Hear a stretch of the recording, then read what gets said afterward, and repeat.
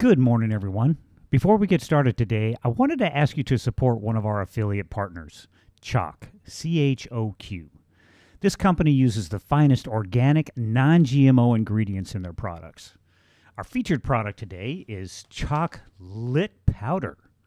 I use it every morning in my coffee, making it the most nutritious coffee mocha on the planet. It's delicious. Absolutely delicious. To find out more, click the link below. They have sales all the time, so hurry and get yours today. Thank you. And now back to our regularly scheduled programming.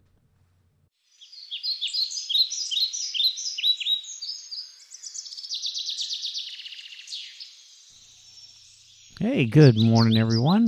I hope you had a wonderful night's sleep. I sure did. Slept like a baby. Yeah, waking up every 2 or 3 hours, crying, wanting something to eat.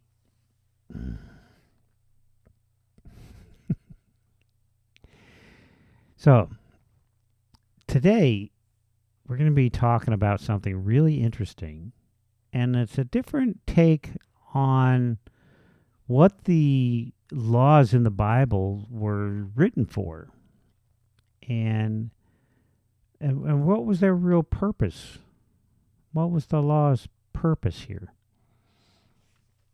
It's really cool as we go through the idea, and we've heard these things a lot. That judges in our own courts may have some leeway on the punishments that they can divvy out to people who have been found guilty of crimes, and we find that, when the judge hears the story, that they could be more lenient or more serious, depending on really how the judge feels about it. And here in this reference that we're going to be using today, we see that, God is the creator of all of these vessels. God has put these people here for a specific purpose. So how can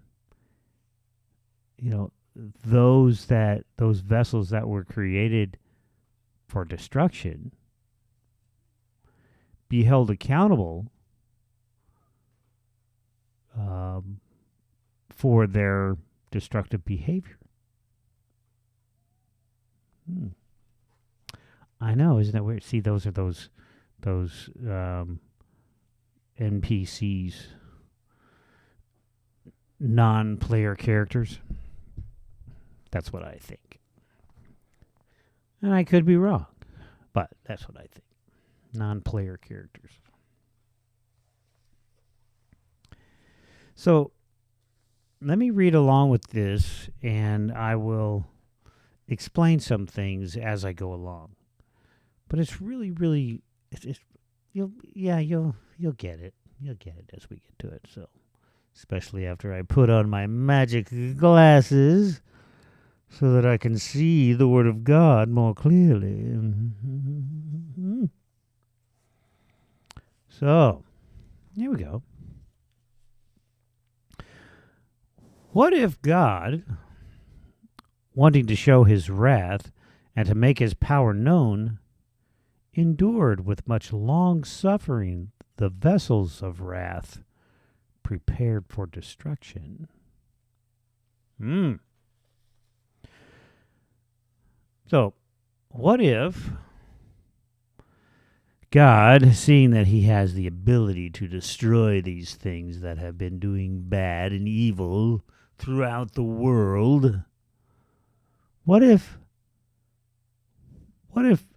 in order to show his wrath and to make his power known, he endured? He just said, okay, well, let's wait. Let's wait and see what happens. We don't have to do it right now. But then, and that he might make known the riches of his glory on the vessels of mercy, which he had prepared beforehand for glory, even us, whom he called, not of the Jews only, but also of the Gentiles.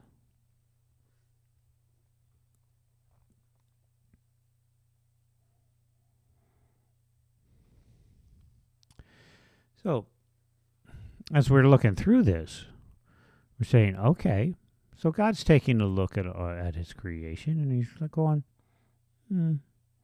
okay, now which one should I give riches to, and which one should I show mercy to? Which one? Which one would give me more power and glory?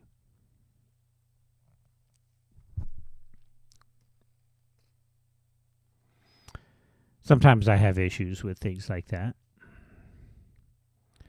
because I don't like to picture God as someone who has a big, huge ego and needs to be recognized and preyed upon and shown all this accolations. I like to think of God as someone who really doesn't care about any of that stuff. Why? Why would it be necessary for God to care for any of those things? Especially at this stage where we're at right now, when we're under grace. And I think that's the transformation that he's showing, that he's making here. That God is like, okay, instead of me lashing out and destroying everybody, like all those stories in the Old Testament, pretty much. But this is a change, or a recognition, or a revelation of what God was really meaning when he was writing the law. And as God was writing the law, he started to be able to foresee in the future the things that were going to be necessary. So he put these things in the scripture as we move along here. As he says in Hosea, I will call them my people who were not my people, and her beloved who was not beloved. And it shall come to pass in the place where it was said to them, you are not my people. There they will be called the sons of the living God.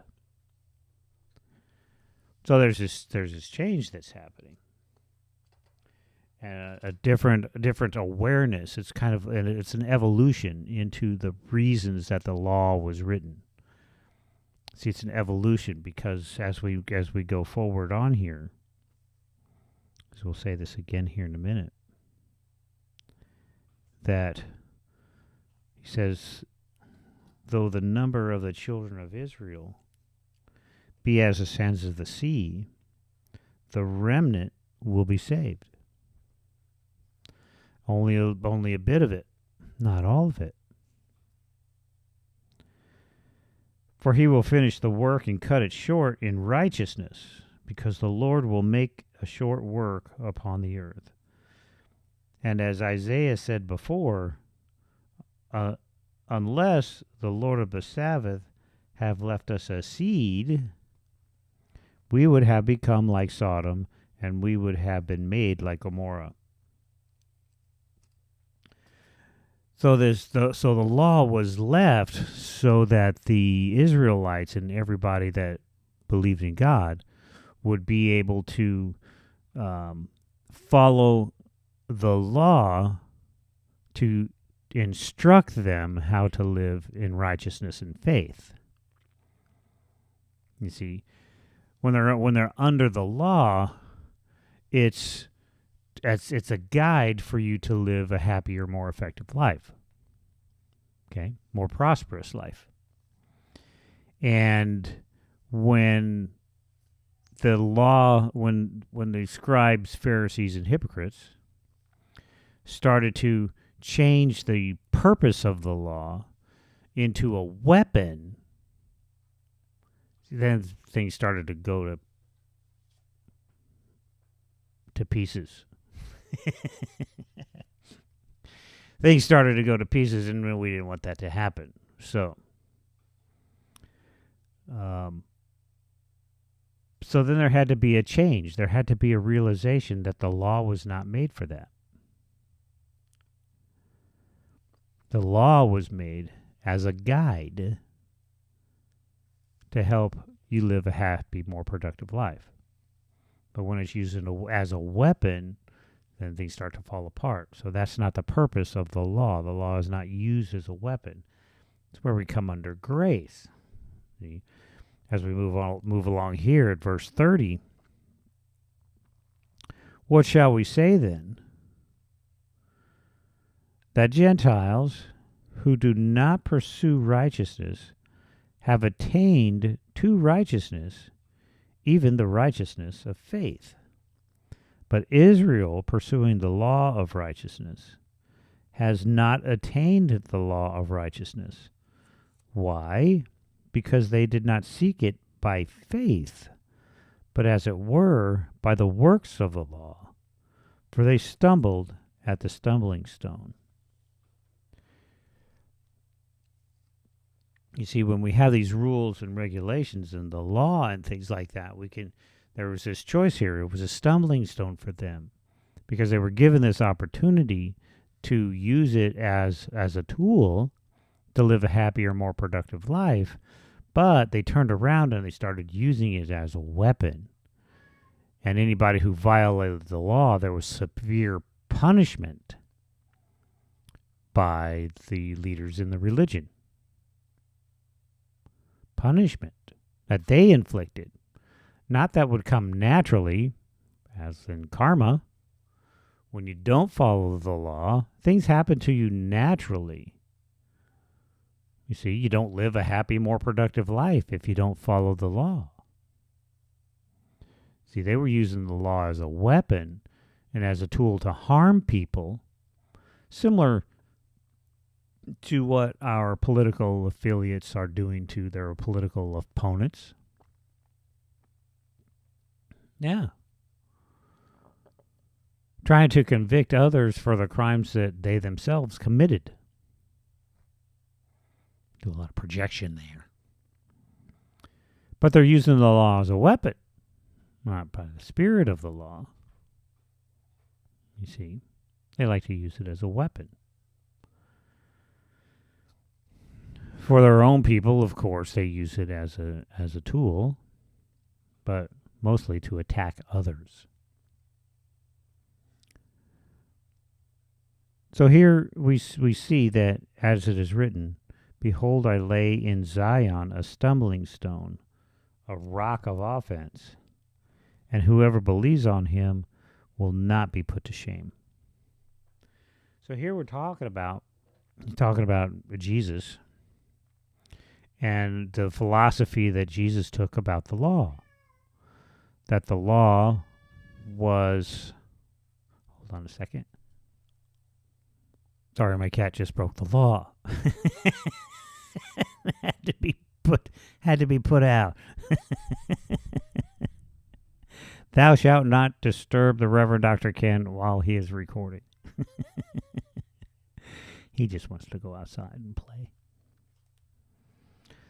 So the stumbling block that, Jesus' philosophy and the way that he approached the law was that it was the spirit of the law that we were talking about, that the spirit of the law is there to help you become a happy, more productive human being. You see, follow the rules, follow these guidelines, follow this path leads to righteousness. You see. And then there are those of us who live by faith. Now, when you think about living by faith, this is a really, really, really powerful message here. And it's really interesting how faith is required here. And from this point forward is the belief in God, is the belief in Jesus, is, And it's your faith that all of these things that you are hearing and seeing is true. You know, and all of these things are to help us live a happy, more productive life. So when you're living under grace, see, then you look at, you take a different perspective of the law. Now it's something, okay, well, the law is something that's necessary in order for me to be a happy, more productive human being. And living under grace, I will suffer the penalties of not following the law naturally. If I'm going down the highway and I accidentally take the wrong exit, I'm going to have to find my way back to the path, to the road I'm on. Okay? Do I get mad and upset and throw things? Yeah, normally. Cussing and screaming. Yelling at my navigation system, why didn't you tell me not to turn there? Why? But then if I forgive myself and get back on track, then we're good to go.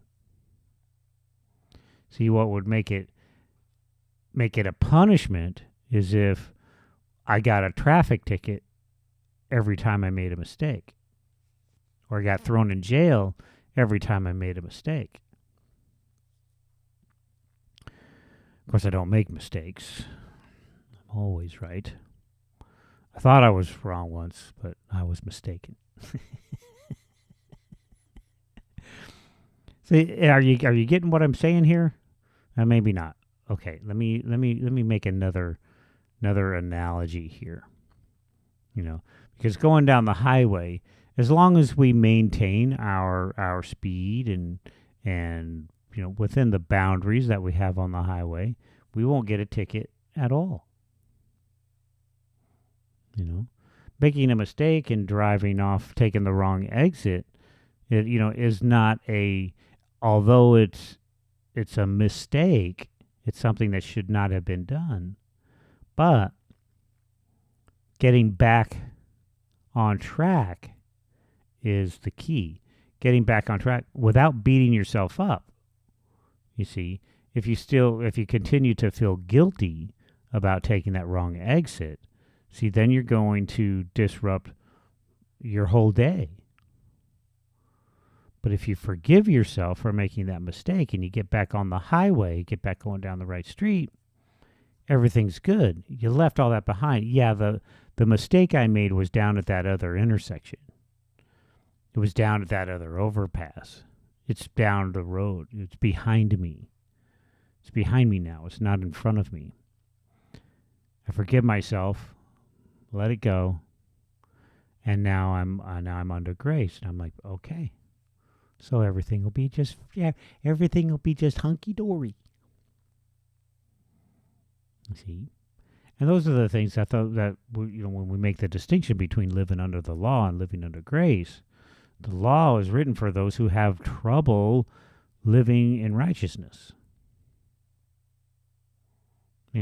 To have them look at the law and say, oh, okay, well, I shouldn't steal other people's property. Yeah, I better take those things back. Yeah, get back on track. You see?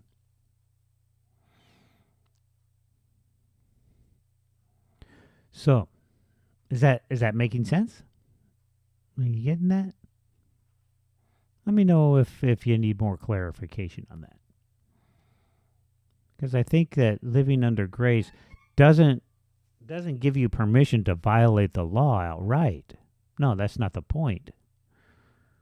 See, the point is that you follow the law naturally when you apply the optimum solution, which is the greatest good over the greatest number of dynamics, but also love your neighbor as yourself. basically what it all boils down to. And not punishing yourself and beating yourself up if you get off track. I think that's the key part here. Because if you feel guilty for a mistake that you made, even though you said you're sorry, you made amends, it's one of those things that you just have to let go. Otherwise, you continue to punish yourself. And if you continue to punish yourself, then that just takes you out of the equation for everything that's good. You see? God's not punishing you. It says it right here. Wait, not. He's withholding all that stuff. So you'll come under grace. There. Make sense? If not, shoot me an email. Ask me questions. I'll explain. Also, yeah, I think that's it. I think that's all I have. I think that's all I have for you today. So, remember, please share, like, and subscribe. And visit our affiliates. There might be something there you would like. Have a lot of stuff there. Chalk. Have a lot of stuff. All right. Well, my friends, remember, I love you. And until we meet again, I wish you well.